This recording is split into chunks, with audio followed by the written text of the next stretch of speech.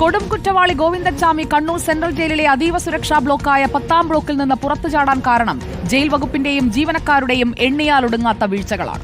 ശരീരഭാരം പകുതിയാകുമ്പോഴും താടി നീട്ടി വളർത്തുമ്പോഴും ഉദ്യോഗസ്ഥർ ഒന്നും അന്വേഷിച്ചില്ല. സെല്ലിന് പുറത്തിറങ്ങി 3 മണിക്കൂറിലേറെ സമയം ഒളിച്ചിരിക്കുമ്പോഴും വാർഡന്മാർ ഒന്നും അറിഞ്ഞില്ല എന്നതും ഏറെ ചോദ്യങ്ങൾ ഉയർത്തുകയാണ്. ചോറ് വേണ്ട ചപ്പാത്തി മതിയെന്ന് മാസങ്ങൾക്ക് മുമ്പ് ഡോക്ടറിൽ നിന്ന് എഴുതി വാങ്ങി ശരീരഭാരം പകുതിയാക്കിയപ്പോഴും താടി നീട്ടി വളർത്തി രൂപമാറ്റം വരുത്തിയപ്പോഴൊന്നും ജയിലധികൃതർക്ക് ഒരു സംശയവും ഉണ്ടായില്ല എന്നാണോ?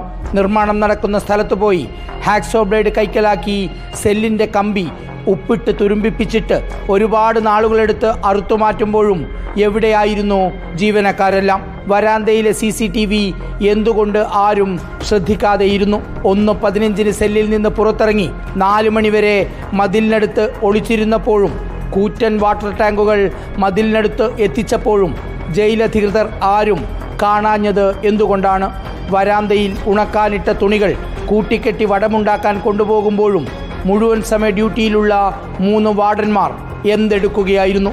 ഡ്രമ്മുകളുടെ മുകളിൽ കയറി ഇലക്ട്രിക് ഫെൻസിംഗ് കമ്പിയിൽ തുണി ചുറ്റാനെടുത്ത സമയവും ആരും കണ്ടില്ല എന്നാണോ?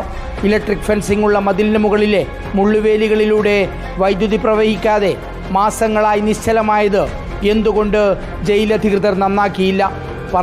പറഞ്ഞാലും തീരാത്തത്ര വീഴ്ചകളുടെ ഘോഷയാത്രയാണ് ഗോവിന്ദച്ചാമി എന്ന കൊടുങ്കുറ്റവാളിയായ അഭ്യാസിക്ക് പുറത്തു കടക്കാൻ സഹായകരമായത്. Reporter TV Prasad, in reporter, Thiruvananthapuram.